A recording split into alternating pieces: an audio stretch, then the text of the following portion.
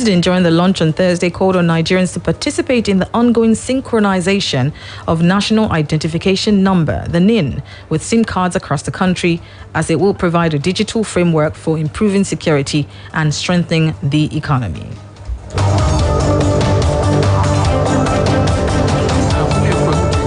To the safety of Nigerians and linking the SIM to National Identification Number will significantly enhance security, aid in national planning, budget preparations, etc.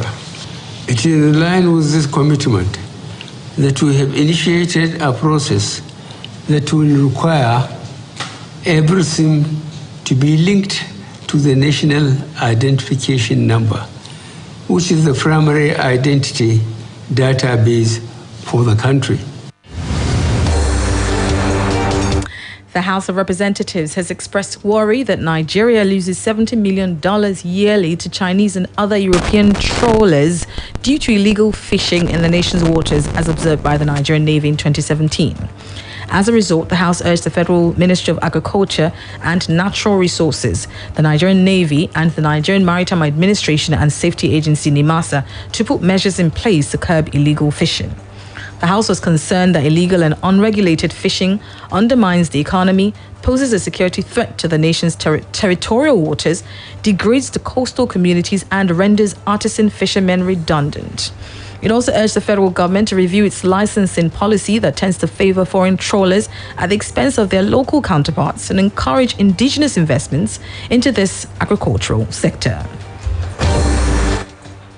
Now, the federal government is set to recover taxes from ministries, department agencies, companies, and corporations.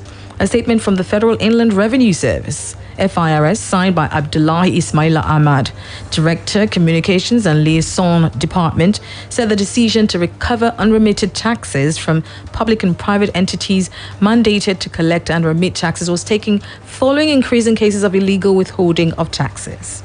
Ahmad said the FIRS has served a notice to companies, corporations, MDAs, and other agents of collection that it plans to recover taxes due from the defaulter's assets in the custody of any person, including but not limited to sums standing to its credit with a financial institution in Nigeria.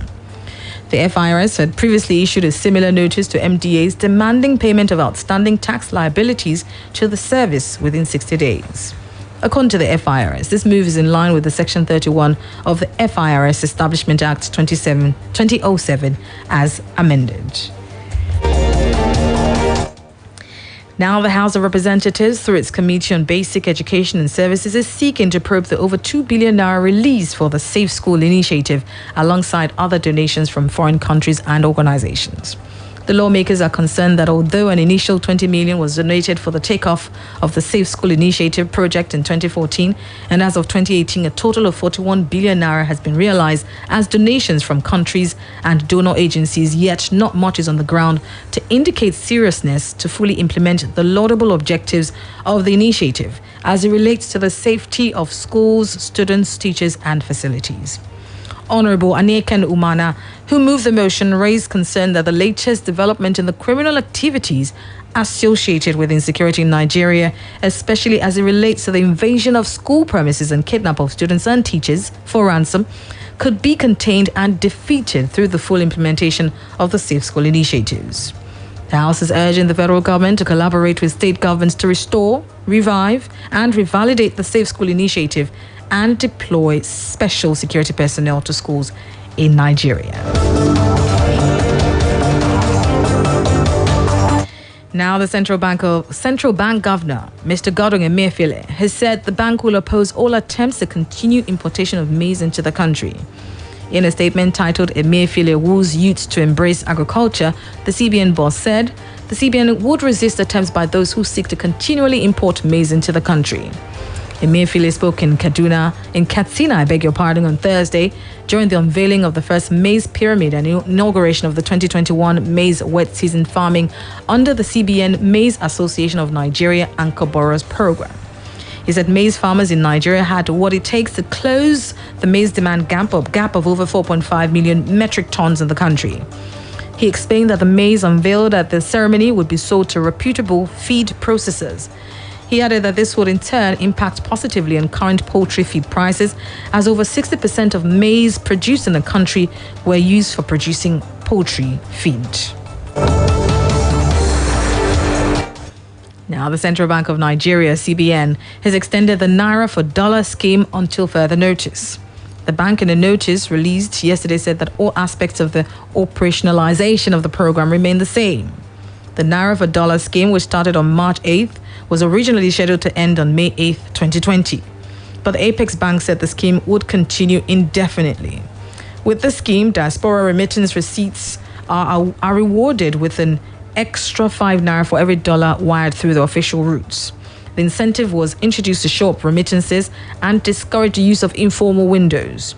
The extension of the scheme, which financial experts had dismissed as desperate and unsustainable, comes as the pressure on the Naira continues. It's time now to link up with Femi Ojo for some stock exchange reports. We'll be right back.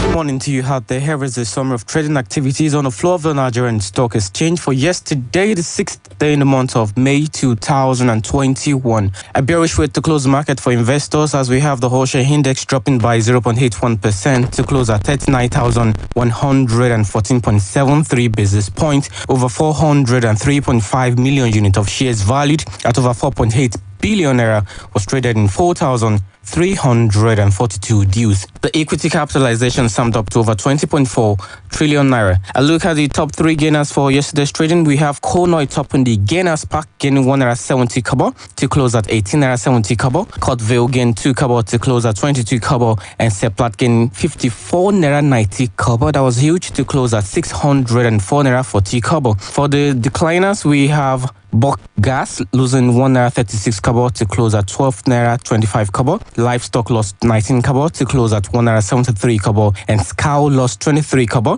to close at 2 naira 15 kobo. For the major players, we have Access Bank topping the Traders Pack, trading over 105.8 million units of shares. NEM traded over 38.6 million units of shares. FBN Holdings traded over 35.4 million units of shares. Zenith Bank traded over 29.4 million units of shares, and Fidelity Bank traded over 22.3 million units of shares. That was a summary of trading activities on the floor of the Nigerian Stock Exchange for yesterday, the 6th day in the month of May 2021. Join me on Monday when I bring you the outcome of today's trading and the total week's wrap-up. I am Femi Ojo. Well, that's it on Business Splash for today on Splash 105.5 FM, your integrity station. Don't forget to join us next week for another fantastic edition.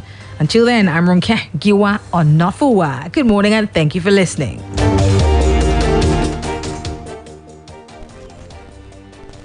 Quick, charge at 240.